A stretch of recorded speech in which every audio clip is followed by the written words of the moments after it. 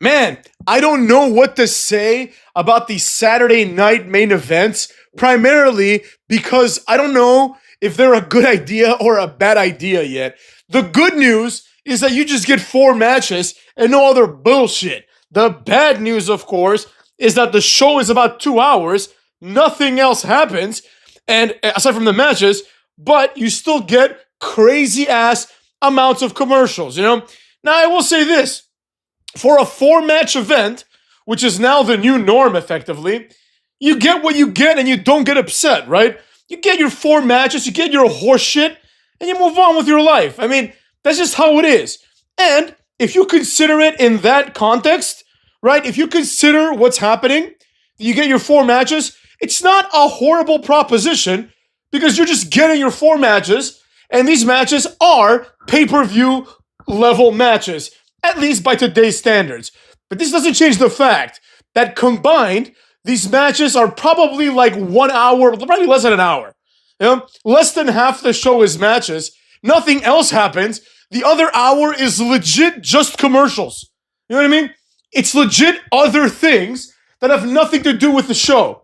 So that's still unacceptable. But nevertheless, we gotta go over this show the way that we go over shows up in this bitch. And that is match by match. So the show starts out, and of course, the opening match is none other than the Cuckster himself versus Drew McIntyre, right? This is the WWE title. Nobody gives a shit, so it's the opening match. 15 minutes go by immediately before the match starts. This includes all the introductions. This includes the shitty theme song of Saturday Night Main Event. And this includes the entrances of both Cucky and Drew. Lillian Garcia is luckily there, so that's one positive. The match is completely pedestrian, meaning that this is a total throwaway match that you would see as an opening match on a throwaway SmackDown or Raw in 2008, right? That's what this was. The only difference is now it's opening Saturday Main Event, and it is for the world title. The match was nothing special in the slightest. Nothing important happened. Nothing interesting happened. It was just a match between Drew McIntyre and Cody Rhodes, right? It didn't feel like a big deal. It wasn't presented like a big deal. And Drew McIntyre, quite frankly, was presented like the mid-card jobber that he is. The storyline, for those that haven't followed, is that Drew basically has no chance in hell to win this match. So the only way that he can have a shot is if he changes the rules such that if Cody Rhodes gets disqualified, Drew becomes the champion. This is how Christian Cage, or Christian I should say, won his second World Heavyweight title. The difference was Christian is like one half the size of Randy Orton, and Randy Orton is a legend. In this case, Drew McIntyre is twice the size of Cody, and neither of these guys is a legend. As a matter of fact, both of these guys are abject failures who made it afterwards. They can kind of like reframe this as, oh, the blueprint, but just call it what it is. You're not good enough. You leave, you wait until everyone that's better than you gets old or stops giving a shit, and then you come back. And then you have to compete for a spot. Instead of competing with Cena and fucking Randy Orton, you're competing with like Trick Williams, Carmelo Hayes, and Nakamura. And then you just declare yourself a star because you're literally competing with the bottom of the barrel. Like you're competing with people like Nakamura, Trick Williams, Nathan Frazier, Carmelo Hayes. If these guys were in the Attitude Era, they would be losing like a 3-on-1 handicap match against like Al Snow or Steve Blackman. These guys are complete jobbers, you know? So by comparison, Drew McIntyre and Cody Rhodes, who were legitimate abject jobbers, losing to like, Tensai, that kind of level of jobber, now they're main eventers. So there you have it. But even now, they're not really main eventers because this was the opening match. The match was exactly what you'd expect. There is a fake out situation where Cody's about to get disqualified, and basically there's a part where they do this double crossbody, and they both get hurt, which is just silly. Because why would Drew McIntyre, who is like 270 pounds of muscle, be hurt colliding into 205 Live Cody Rhodes? No, Drew McIntyre should body him completely, pick him up, future shock him, and that should be the end of the match. But instead what happens is the title belt comes into the ring, courtesy of Drew McIntyre, and Cody Rhodes like DDTs him onto it, kind of, right? So this is something that honestly wouldn't cause a DQ anyways, but the idea was, the underpinnings of the match were that Cody Rhodes effectively used the title as a weapon, and that's not okay. Afterwards, he just picks up Drew McIntyre like a piece of shit. He picks him up like he was wrestling Funaki, just slowly gets him into the crossroads, which is one of the worst finishers of all time, crossroads him once, and just pins him. That's it. Now, Drew McIntyre can obviously continue this storyline by saying, Cody, you use the title, right? Cody, you use the title. But the reality is, Cody Rhodes has been handing this guy his ass for years at this point, right? Meanwhile, on commentary, we are graced by, what's his face? Wade Barrett. This new version. It's a new version of Drew McIntyre. It's a new version. Fucking retarded, complete waste of time. After this, they show like a promo showing like Montez Ford and a few other people giving food to poor people because of the food bank situation that has to pretty much pick up the slack from the government, cutting out SNAP benefits. Now, I know that this is a very polarizing issue. Some people just hate people that are on food stamps, and some people on food stamps are making videos talking about how they're going to go and rob and steal since they won't get food stamps. I personally think this is one of those situations where we need to take a nuanced view. You know, at the end of the day, like there are people who literally will not have food to eat, you know? So I'm not okay with people committing crimes ever, but like I empathize with them, you know what I mean? I feel bad that there's people that won't have money or food to feed their families. You can fabricate scenarios all you want about I'm going to steal this, I'm going to do that. But the reality is people are going to be suffering. Not all of them are going to be criminals. Some are just going to suffer in silence. And I know that a lot of people think that people on food stamps are losers, you know, but that's not fair in my opinion, because the reality is that kind of shit could happen to anybody. The hater has never been on food stamps. The hater has never taken a dollar from the government, but I do recognize that not everyone has the same advantages. So, you know, we should be more sympathetic to the world around us. Hopefully that shit gets resolved soon enough, you know? Anyways, they show that. Then they show someone called David Luna on the crowd, and nobody gives a fuck who he is. Then they show Pauly Shore, who hasn't been relevant in 30 years. And even 30 years ago, nobody knew who the fuck this guy was. Then they show Tony Hinchcliffe, who, in my opinion, is one of the main forces destroying comedy as we speak, right? It's this new, like Rogan sphere comedy. You know, Tony Hinchcliffe and, like, Shane Gillis and Joe Rogan himself, people that aren't that funny, just taking over comedy. And they show Post Malone, who I've hated for a long time. Neither here nor there.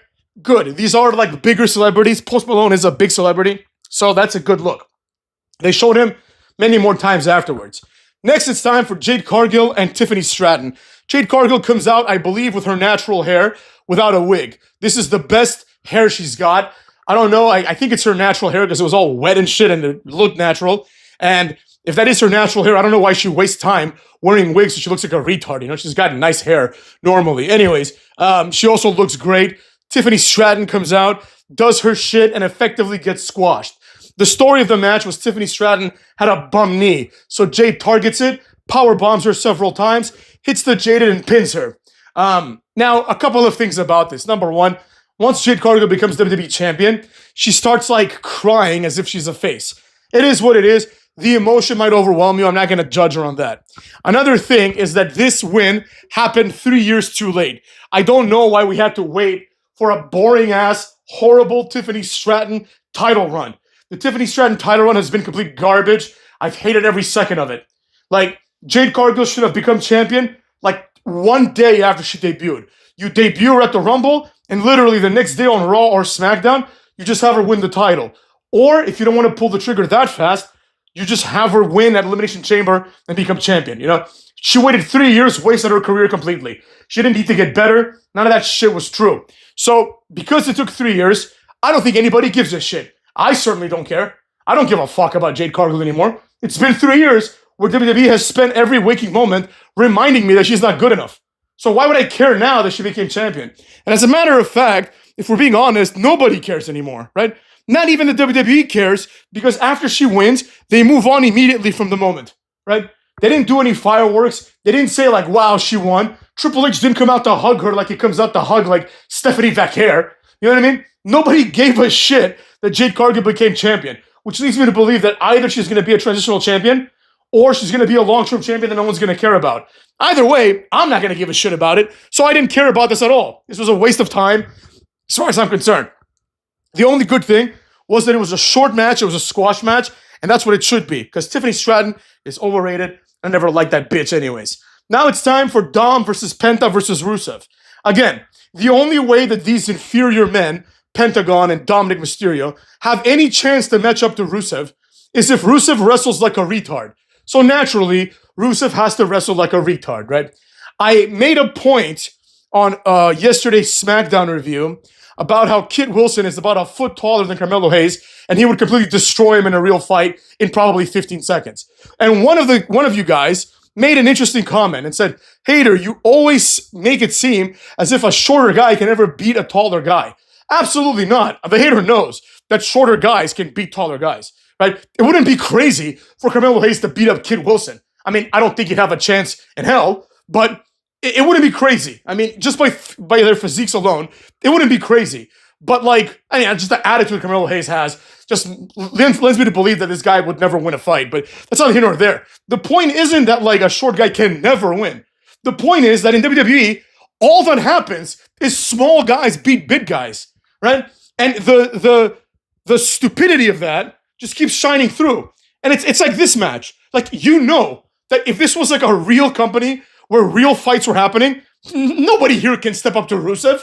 We all know that intuitively. You think Cody Rhodes can step up to Rusev? You think fat-ass Jacob Fatu would last more than 3 seconds against Rusev? Rusev would tear this guy and the entire Isle of Samoa apart, okay? In 15 seconds. But because Rusev has to wrestle like a retard and Jacob Fatu can wrestle like an intelligent guy, kind of, right? Things are just different, None of these things make any sense. You think if any one of the MFTs, literally, you think any one of those guys, even Tonga, if they got into a real fight with Rusev, he would tear them apart in 15 seconds. You know what I mean? And this is Rusev. Imagine if you had Vladimir Kozlov. You know what I mean? Vladimir Kozlov could go to Samoa and he'd be like, "This is all mine now." And then a few people would come out, do the haka. He would kick one in the face and that'd be the end of that. He could take over that shit by himself. Different people are built differently. And there's nothing wrong with that. But the idea is that once in a while, sure, Rey Mysterio sometimes beats Randy Orton. No doubt. It could happen. I mean, that's kind of crazy, but it could happen, right?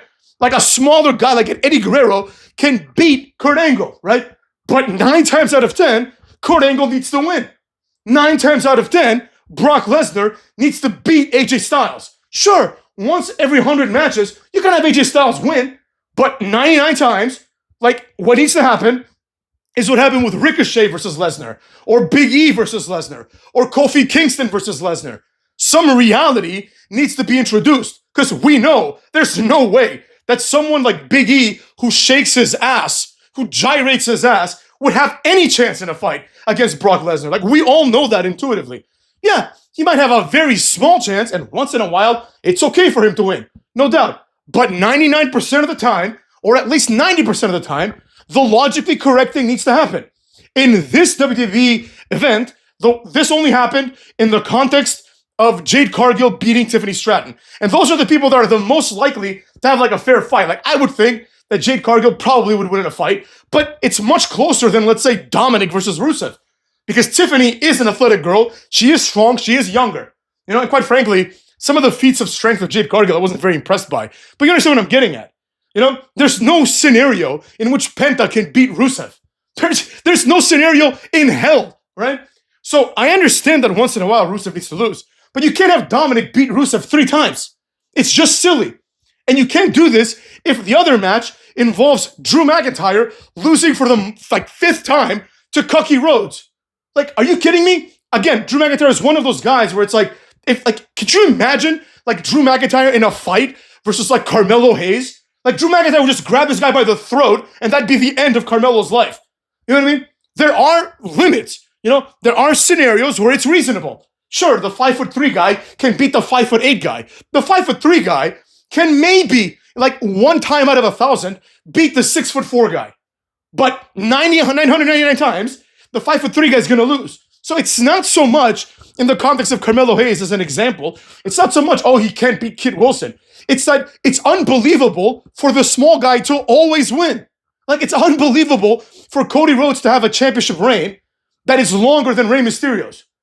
If you have people like Brock Lesnar, Drew McIntyre, and Rusev on the roster. It's not believable, motherfuckers. In the Indies, sure. If your champion is Adam Page and Swerve Strickland, yeah, 2 regular guys, basically, who go to the gym twice a week, Those guys, yeah, Cody Rhodes can definitely stack up to those guys, to those cruiserweights. But if Lashley's in the company, Adam Page's title run should be like 2 weeks. Swerve should be 2 weeks.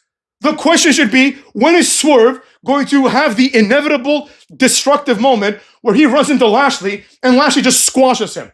Again, once in a while you can have Swerve. You can have Adam Page or Kenny Omega beat Lashley. But then the next match, Lashley should just body them completely, right? So the problem is just that it happens all the time. Dominic Mysterio, he cheats at a frequency that is unreasonable. Eddie Guerrero did that once in a while. A lot of times he got lucky. All Dominic does is he gets lucky. He gets lucky and he cheats. And this only works if Rusev is retarded. Like, when Eddie Guerrero did it, he'd have like one match against Kurt Angle. And he would cheat and win. And that'd be it. Now he'd have a match against somebody else, and he would have to cheat against this other person. Not against the same guy multiple times, because the same guy would learn something from it. So anyways, the match goes on, and the story is exactly what it should be. Rusev is bodying these inferior men completely. He's just destroying them, as he should. Penta does some of his moves. Dominic has like unbelievable countering abilities. And long story short, there's a false finish, which I thought was pretty clever. Rusev puts the accolade on Penta, and Dominic goes and rings the bell. Rusev thinks he won, and in my opinion, the finish should have stemmed from that, but it didn't. This just led to more, chicanery and tomfoolery, and basically there's a part where Penta steals the ring bell hammer from Dominic. He swings at Dominic, he hits Rusev in the head. Dominic throws Penta into the post, climbs the turnbuckle, hits the frog splash on Rusev, and wins again. So, for what it is, it was entertaining. Like, Dominic is a fun champion, and he's a fighting champion.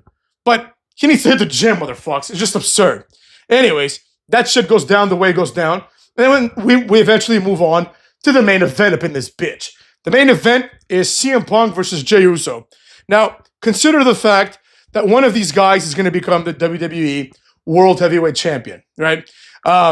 Imagine if that person that wins is exactly who won, CM Punk, right? He can then go and tell people, I one time became a World Heavyweight Champion in WWE. And then the next question that he's going to be asked is, oh, who did you beat for it? And he has to answer with Jey Uso. See what I'm saying? He has to say, to become World Heavyweight Champion, I beat Jey Uso. The problem with that, of course, is that Jey Uso is a jobber. To beat Jey Uso to become World Champion is literally, it's kind of like saying, to become World Heavyweight Champion, The Rock beat Headbanger Mosh. You know what I mean? It's absurd. This is not a worthwhile, main event type match. But because one person was going to be crowned the new champion, obviously it made sense for this to be the main event. So the match starts, and the match is a series of the same horseshit that we see in every Jey Uso match. There's a part that needs to be mentioned. Jey Uso did a really good job covering for CM Punk's incompetent ass. CM Punk does this new thing that he's been doing for the last few matches, where he GTS's someone, and the person kind of bounces off the ropes, while CM Punk drops to his knees and catches the guy in a fireman's carry. Then CM Punk gets up and GTS's the person again. He tried doing this to Jey Uso. He couldn't get up.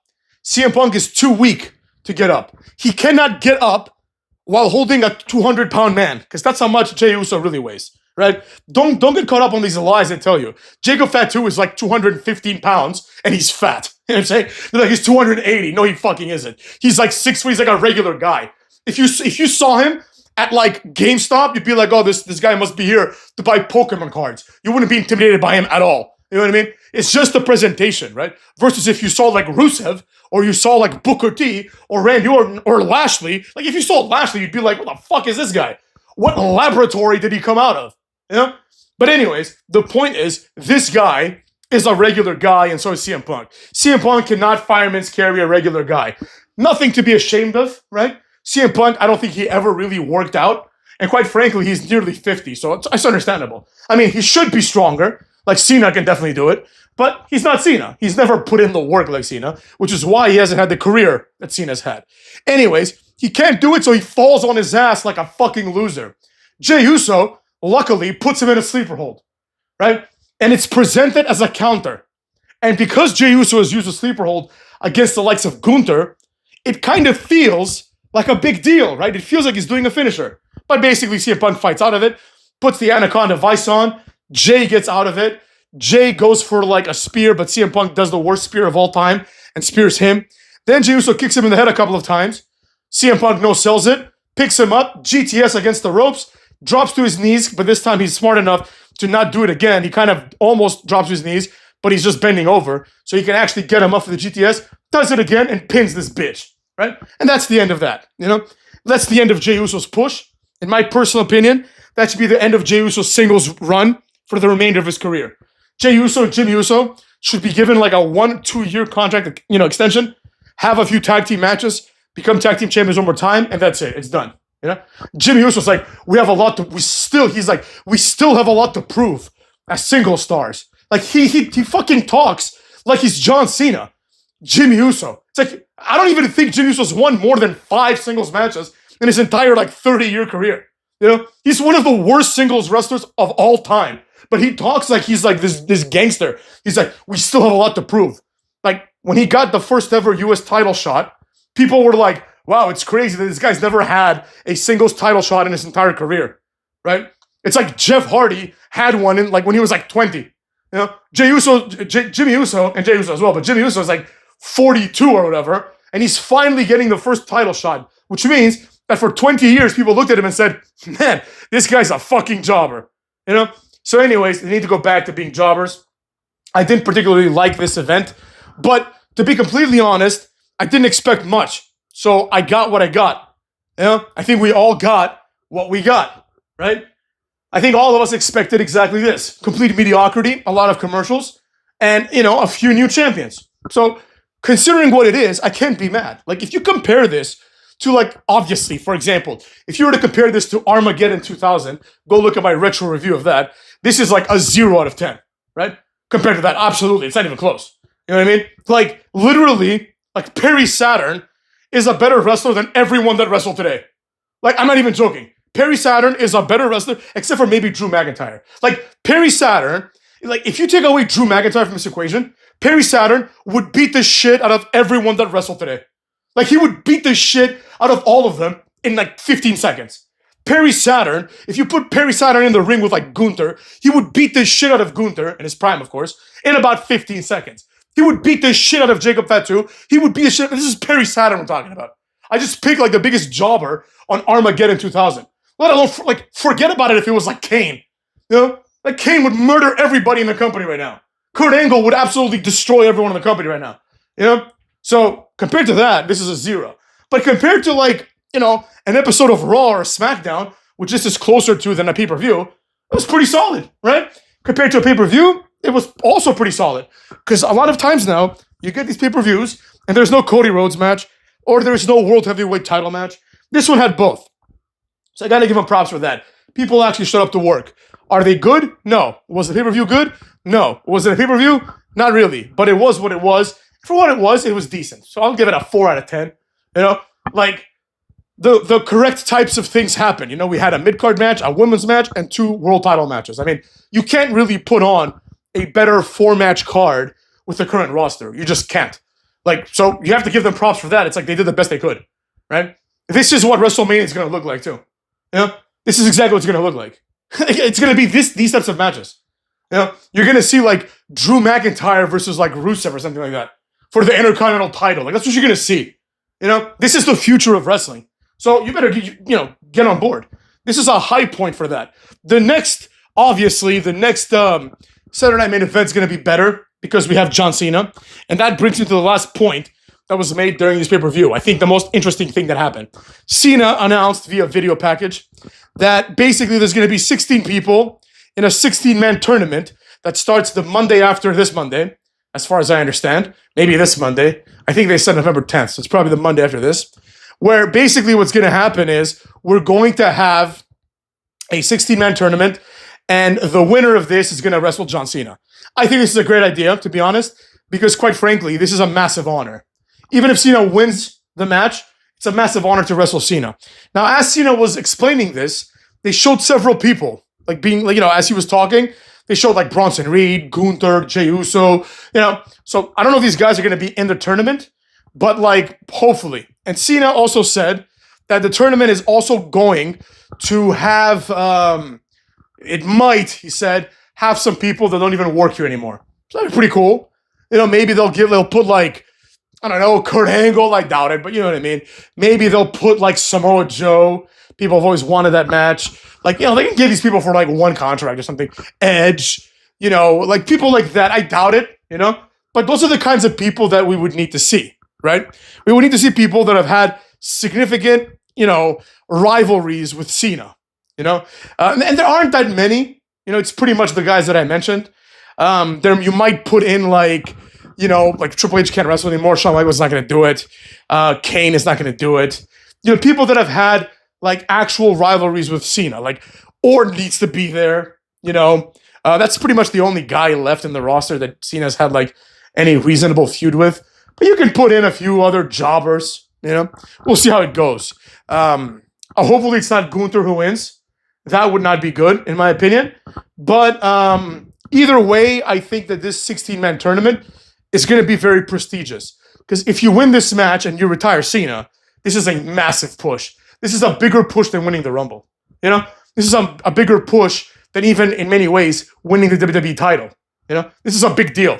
So I look forward to this. I look forward to seeing how it ends. I mean, it's going to end, obviously, with John Cena fighting this person. But I'm curious to see if the person's going to win against Cena and if they're going to have a moment. Personally, I'd like to see Cena win his last match, only because this is not the regular kind of retirement match. It's not like the Goldberg one. This is Cena having like a retirement run, and it's makes more sense for it to end in a positive note, right? It's not like, it's not like a one-off. It's not like Goldberg's like, I'm having a retirement match, and it's just like a random ass throwaway match that nobody gives a shit about. So there you have it. This is not for the title or anything like that. So we'll see how it goes. It'd be cool to see like Cena versus, at this point, I'd like to see Cena versus Rey Mysterio. If they can get Edge or Christian, that would be good, especially Edge. If they could get Jericho, it could be that. That would be amazing. That would be a great match. Jericho can win. If it's Cena versus Jericho, Jericho can go ahead and win. I don't care. That's like a legend's legend. Like, I just don't want Cena to lose to like fucking like Finn Balor. You know what I mean? That's the only problem that we have here. So we'll see how it goes. I look forward to it.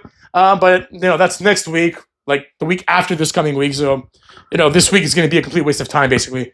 But I'll see you guys tomorrow, and then I'll see you guys Monday for the review. Cuxties!